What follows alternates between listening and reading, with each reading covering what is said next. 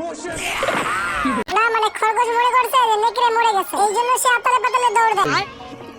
তো নেকড়ে একটা বন্দুক নিয়ে তাকে পাগলা কুত্তার মতো খুঁজতেছে।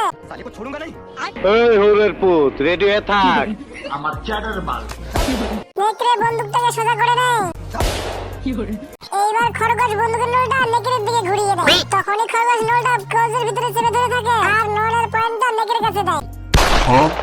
গাইস, ভাবছেন একবার খরগোশ নিজের মরণ নিয়ে খেলা করতেছে। বলিস না মানে এর জায়গায় আমি হলে এতক্ষণে পেন ভিজে ফেলতাম।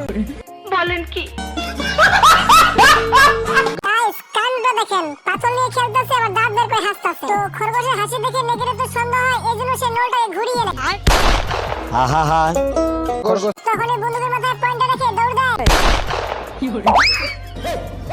নেকড়ে একটা বোমা নিয়ে খরগোশের গর্তের ভিতরে ঢুকিয়ে দেয়। তো বোমাটা বের হয়ে আসে নেকড়ে আবার ঢুকিয়ে দেয়। তখনই নেকড়ে গর্তের উপরেই বসে পড়ে। তখনই হারামি খরগোশ নেকড়ের পিছনে বোমাটাকে বের করে দেয়। বাইগান। अबे साले तभी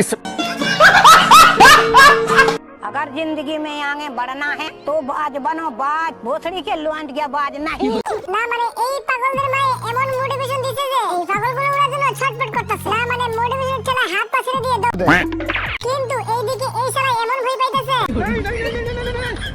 अरे क्या करूं मैं इसका, क्या करूं?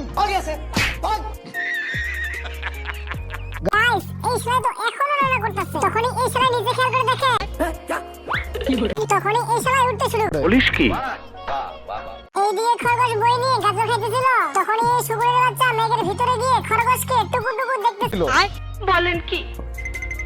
আর এখান থেকে খরগোশকে অ্যাটাক করার জন্য সোজা নিচে যায়। খরগোশ সেটা দেখে গর্তের ভিতরে ঢুকে যায়। कितने मनुष्य लगे हो, खौफनाक डकैत।